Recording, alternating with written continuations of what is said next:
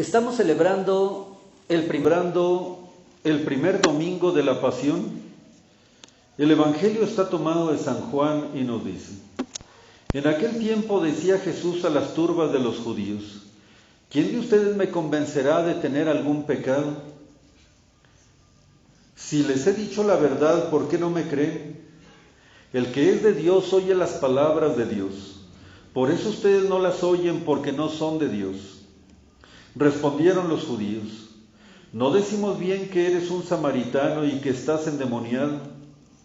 Respondió Jesús: yo no estoy poseído del demonio, sino que glorifico a mi Padre y ustedes me han deshonrado a mí. Yo no busco mi gloria, hay quien la busca y la juzga. En verdad les digo, que quien guarde mi doctrina no morirá jamás. Dijéronle los judíos: ahora conocemos que estás poseído de algún demonio. Murieron Abraham y los profetas, y tú dices: quien guarde mi doctrina no morirá eternamente. ¿Acaso te crees tú mayor que nuestro padre Abraham, que murió? ¿Y que los profetas, que también murieron? ¿Tú por quién te tienes? Respondióles Jesús: si yo me glorifico a mí mismo, mi gloria nada vale. Mi Padre es el que me glorifica, el que ustedes dicen que es su Dios, pero no le conocen, mientras que yo sí le conozco. Y si dijese que no le conozco, sería tan mentiroso como ustedes. Mas le conozco y observo sus palabras. A Abraham su padre deseó con ansia ver mi día. Lo vio y se gozó bastante. Y le dijeron los judíos: ¿aún no tienes 50 años y has visto a Abraham? Y respondióles Jesús: en verdad les digo, que antes de que Abraham fuere creado, existo yo. Tomaron entonces piedras para lanzárselas, mas Jesús se ocultó a sus ojos y salió del templo. En el nombre del Padre, y del Hijo, y del Espíritu Santo. Amén. Pueden sentarse.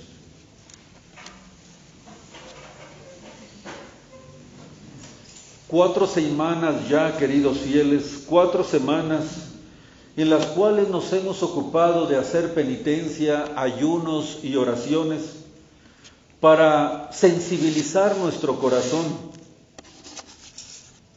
para lo que había de llegar el día de hoy.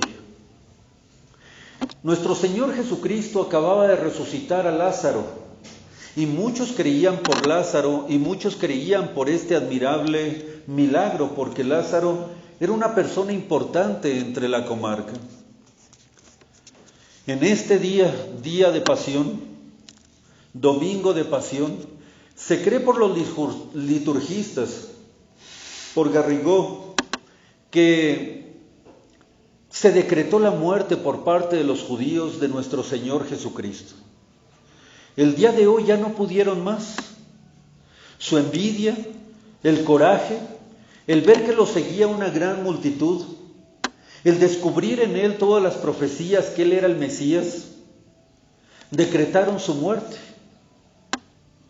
Es por eso que el día de hoy la Iglesia, avergonzada de lo que sus hijos, los seres humanos, hacen, de lo que la humanidad hace, ofendiendo a Dios gravemente y decretando su muerte, porque el pecado también, queridos fieles, no solamente en los tiempos de Cristo, sino en los tiempos actuales, es darle muerte de nuevo a nuestro Señor Jesucristo.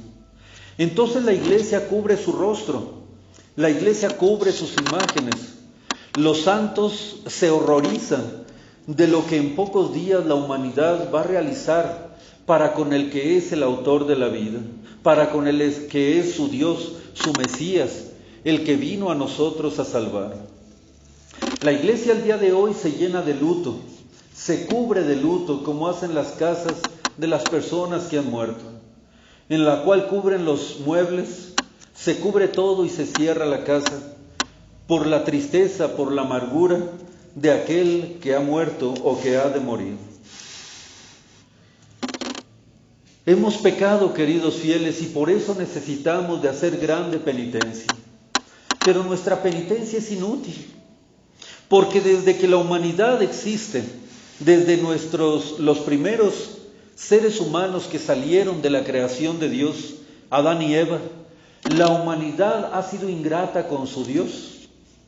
Desde el principio, recién hechos, recién creados, desde el paraíso terrenal donde fuimos abundantemente abastecidos y puestos con un gran amor y con un gran cariño, el ser humano ya desde entonces fue ingrato con su Dios y ofendiendo de la manera más monstruosa a Dios nuestro Señor, bañó al mundo con tristeza, lo bañó con enfermedad, lo bañó con muerte.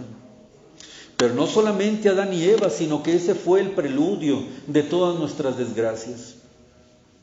Los hijos de Adán y Eva, y después los hijos de sus hijos, empezó la humanidad a echarse a perder, empezó la humanidad a ofender gravemente a Dios, de tal manera que inclusive hasta la fecha, podemos decir con aquel profeta griego, con aquel poeta griego, que si se contaran los pecados como crímenes contra el corazón de Dios, y de tanta abundancia que Dios sacara por cada uno de los pecados que nosotros cometiéramos, las aguas verde azuladas del océano ya estuvieran teñidas de rojo. Y si es la verdad, desde Adán y Eva hasta el día de hoy, cada uno de nosotros, ¿cuántos pecados habremos cometido en contra de nuestro Dios? ¿Cuántas veces nosotros cometemos en el curso de la vida de un solo ser humano pecados contra Dios? 20 pecados, 50 pecados, 200 pecados. Ahora si nosotros nos vamos a contarlos respecto al número de seres humanos que ha habido hasta el día de hoy y que habrá hasta el final de los tiempos, ¿cuántos pecados se multiplicarían en contra de Dios?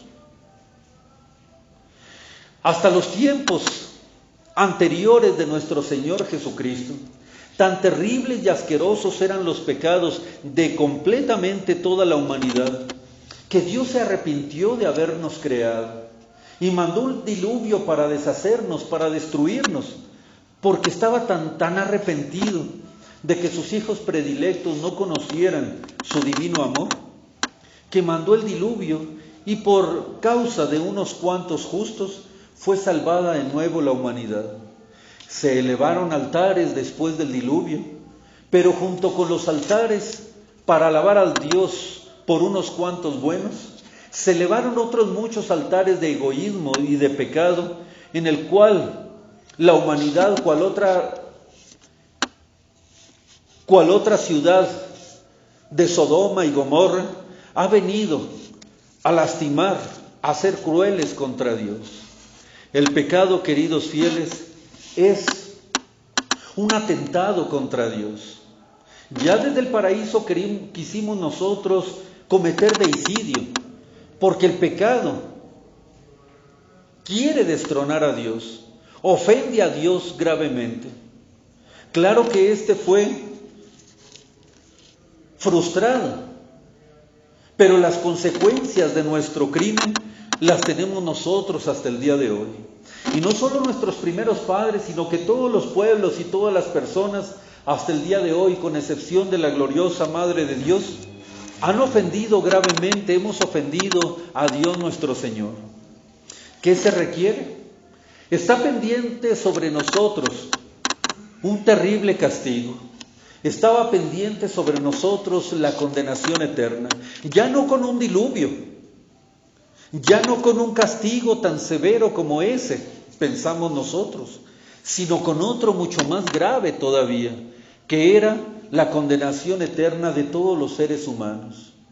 Busquemos víctimas entonces, busquemos satisfacer a Dios entonces, busquemos de alguna manera el satisfacer a Dios por el pecado de lesa majestad que hemos cometido contra Él. Porque nuestro pecado ha sido grande y ha sido terrible. Porque entre más digno, infinitamente digno sea el ofendido, e infinitamente indigno en comparación del ofendido sea el ofensor, entonces la culpa se vuelve más grave. Demos nuestros cuerpos a las llamas y la justicia de Dios no será satisfecha. Hagamos pedazos nuestras carnes y no llegará al justo la balanza. Hagamos nosotros penitencia y lloremos lágrimas amargas por nuestros pecados, y los pecados no podrán ser lavados.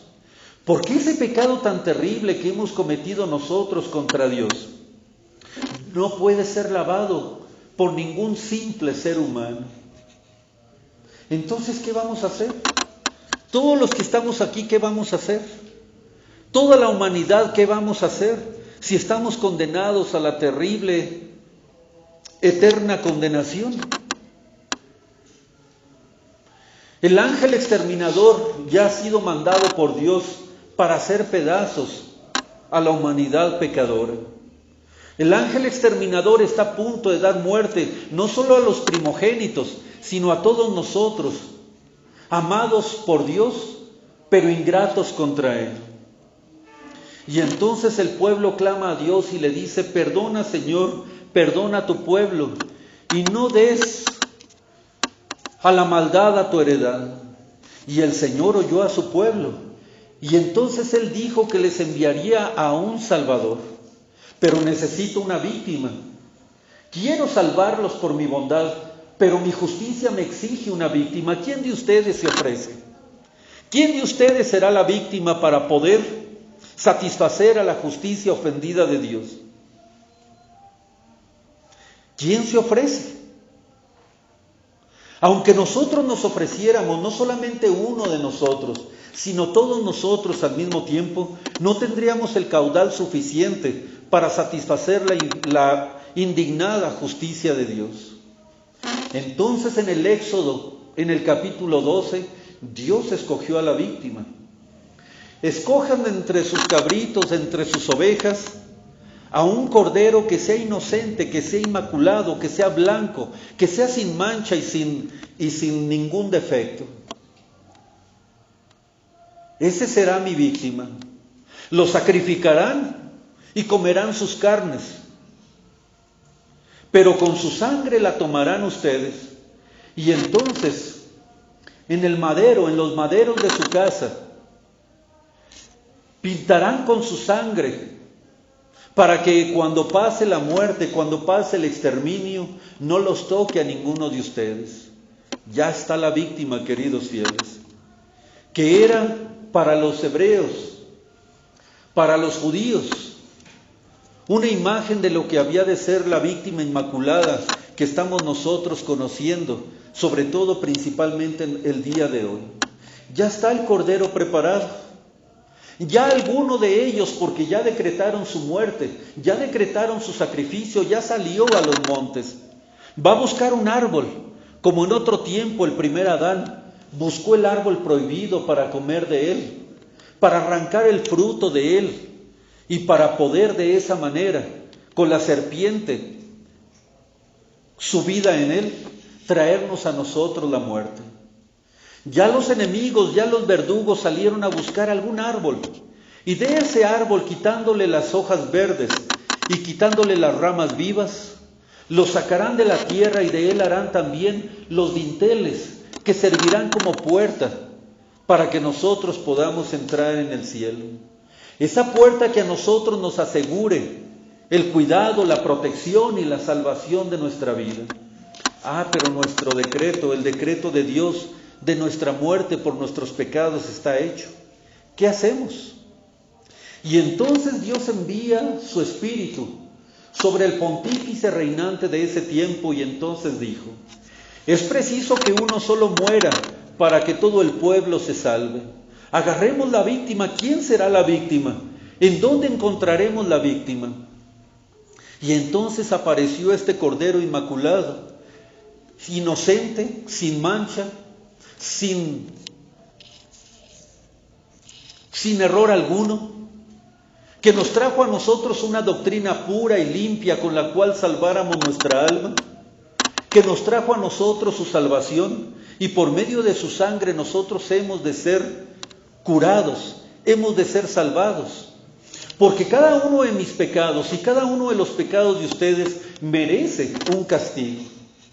Necesitamos que en esta víctima que ha de ser inmolada recaigan todos nuestros castigos, todo lo que nosotros debíamos de pagar por nuestros pecados, que recaigan sobre él. Y ahí está.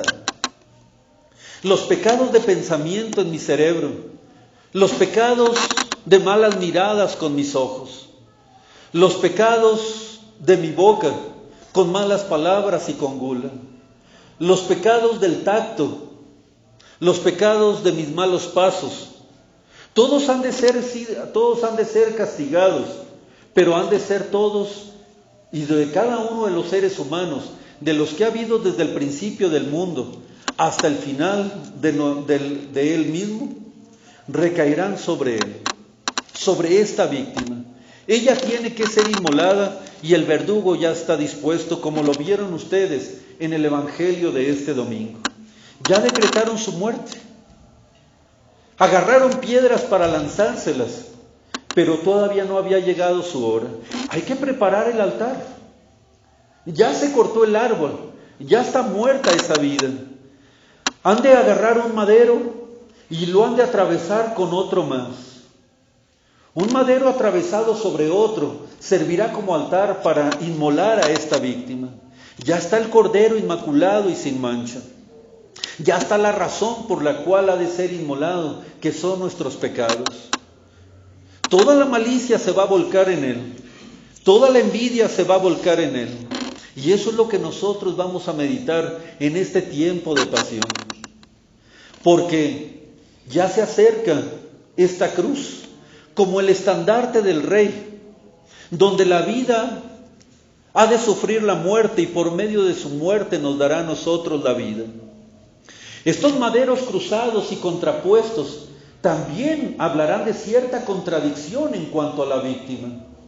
Jesucristo es inmensamente inocente y se los echa de ver a sus verdugos. ¿Quién de vosotros me convencerá de tener algún pecado? Y nadie le supo responder. ¿Quién de ustedes, insisto, les dijo Jesucristo, puede achacarme algún pecado? Y ellos lo estaban observando desde el principio. Y no pudieron encontrar ni una falta, ni un error, ni un pecado. Era el Cordero perfecto para ser inmolado. Lo odiaron tanto por no encontrar nada contra él, que decidieron en su corazón obcecarlo y destruir por su envidia, por su coraje y por su furor a esta víctima, que a final de cuentas nos traería a nosotros el perdón de nuestros pecados. Ya se acerca este estandarte. No solamente la inocencia está probada de Jesucristo, que lanzó ese reto ante sus mismos enemigos. Allí está la contradicción. Él es inocente, ¿por qué tiene que ser golpeado? Él es inocente, ¿por qué tiene que ser sacrificado? Si los que no somos inocentes somos los que deberíamos de ser sacrificados. Pero también sigue estando la contraposición. Él es la vida y sin embargo tiene que sufrir la muerte. ¿Por qué? Si Él es la vida que vino a traernos a nosotros vida, si Él es la salud que vino a traernos a nosotros salud, bienestar y salvación, ¿por qué tiene que morir la vida? ¿Por qué si no solamente Dios ha decretado que es sano, limpio y puro, sino que también la autoridad de la tierra dice que es inocente? Se le hizo un juicio y Él es inocente. Pero también la autoridad de la tierra se lava las manos y todavía se atreve cobardemente a decir: inocente soy de la sangre de ese justo. Se requiere sangre. Los verdugos necesitan sangre, están ávidos de sangre, y nosotros necesitamos sangre para ser lavados de este pecado que he cometido desde que tengo uso de razón hasta el día de hoy. Necesito su sangre.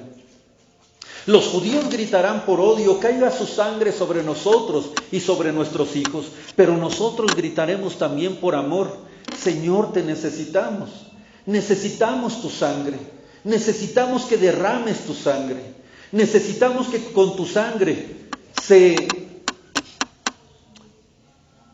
llenen los dinteles de mi alma para que pueda ser la muerte burlada, para que pueda hacer la muerte pasada y no me haga ningún daño. Necesito, Señor, tu sangre. Y Él voluntariamente la viene a ofrecer.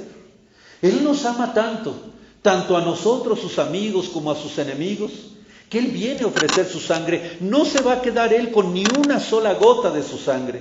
Hasta la última gota de su sangre la va a derramar en los siguientes días, porque Él viene a ofrecerse como víctima. La grandeza se viene a hacer pequeño. La majestad de Dios viene a ser abyección. El más hermoso entre los hijos de los hombres se va a convertir en una sola llaga. Queridos fieles, qué contradicción de la Santa Cruz. Pero desde el momento en que sea crucificado, desde el momento en que los clavos atraviesen sus manos y sus pies y la lanza a su costado, esa sangre va a brotar por el árbol de la cruz. Y entonces va a caer sobre el cráneo, ya acabado, del primer Adán para limpiar su pecado. Esa sangre va a caer por sus pies, va a bajar hasta el suelo y va a limpiar la tierra y nos va a limpiar a nosotros de nuestros pecados. Aquí estamos, limpios por el bautismo, limpios por los sacramentos, limpios por la confesión. Cuantos sean mis crímenes, cuantos sean mis pecados, cuanto sea la maldad de mi corazón, cuando yo voy al confesionario, la sangre preciosa de nuestro Señor Jesucristo limpia lo que no pudo haber hecho ningún otro sacrificio, limpia mis pecados, y aquí estoy. Ya no soy hijo de ira, sino que soy hijo del perdón. Ya no soy hijo del infierno, sino que soy hijo de Dios, por medio del bautismo y por medio de la sangre preciosa de nuestro Señor Jesucristo. Ocúltense los santos, ocúltense cualquier otra cosa, que cubran su rostro y que se tape todo y que solamente nosotros miremos a Dios, que solamente nosotros miremos a Cristo, que solamente pensemos en Cristo, que solamente amemos a Cristo, que solamente por Él, en Él y para Él vivamos nosotros de aquí en adelante. Esos son los pensamientos del tiempo de pasión. Meditar cuánto Él hizo por cada uno de nosotros. Mirar cuánta fue su generosidad, que se ofreció como víctima por cada uno de nosotros. Es por eso de nuestra tristeza, porque Él no se lo merecía. Y es por eso de nuestra tristeza en este tiempo de pasión, porque nuestros pecados fueron los que le hicieron eso a nuestro divino Redentor. Crimen sería que nuestro Señor, sufriendo por culpa nuestra, nosotros nos diéramos en estos 15 días a placeres mundanos, a escuchar música mundana, a andar en fiestas, a andar en embriagueces, en comilonas, cuando nuestro Señor está sufriendo. Qué hermosos aquellos tiempos de piedad, en que se veían nuestros pueblos, los pueblos de nuestros padres, que en el tiempo de pasión, en el tiempo de piedad, no se escuchaba música, no había fiestas. De hecho, se clausuran las bodas en este tiempo, en el tiempo de Cuaresma, porque nadie puede estar feliz. ¿O están ustedes felices que por causa suya murió Jesucristo inocente? ¿O ustedes se van a poner felices mientras Él está pagando por sus culpas? ¿Qué le dirían a aquel que entregó su vida por ustedes, que se arrancó los órganos de su cuerpo para que ustedes pudieran vivir, y entonces desperdiciaran su vida mientras Él murió por ustedes? Qué grande ingratitud, queridos fieles, qué grande ingratitud la de nosotros, si en estos 15 días de pasión y Semana Santa no lloramos nosotros los pecados que hemos cometido para con nuestro Dios. No purificamos nuestro corazón con la confesión, no nos aprovechamos de esa preciosa sangre para poder nosotros librarnos de la condenación eterna. Háganse oidores olvidadizos de la palabra si quieren. No le pongan caso a mis palabras si no quieren. Háganse como aquellos que vienen a misa solamente para sentarse y para ver qué hay en misa. Porque hace mucho que no voy a misa. No, señores. Yo voy en misa el domingo de pasión y en la Semana Santa porque quiero llorarle a mi Dios, porque quiero pedirle perdón, porque quiero que este corazón de piedra se haga un corazón sensible de carne y llore sus pecados y le pida perdón a Dios y vuelva a ser hijo de Dios por medio de una vida nueva, de una vida más limpia, de una vida más pura. Eso es lo que debemos de pensar en estos 15 días de Pasión y Semana Santa. Malos católicos que en estos días, en vez de acudir diariamente a la iglesia, nos vayamos nosotros de vacaciones y a estar felices, y en embriagueces y a la playa como algunos lo hacen. Qué terrible pecado es el de la ingratitud, más que cualquier otro pecado. Nos horrorizamos por lo que hicieron los judíos, pero nosotros los que creemos en Dios no somos empáticos con sus dolores. Nosotros no nos unimos a sus sufrimientos cuando Él nada merecía de lo que sufrió y nosotros sí. Sirva pues este domingo de Pasión, queridos fieles, para de alguna manera sacudir nuestra apatía, nuestra impiedad, nuestra falta de lágrimas, nuestra falta de conciencia de qué peligro estamos cuando nosotros a Dios no nos unimos. En cuán peligro estamos cuando nosotros no lloramos nuestras faltas, porque esta ingratitud no quedará desapercibida por el Padre, que está esperando en su Hijo, que se lo ha prometido, el perdón de cada uno de nosotros, esperando algo de nosotros, por lo menos completar en nosotros lo que le falte a la pasión de Cristo. En el nombre del Padre, y del Hijo, y del Espíritu Santo. Amén.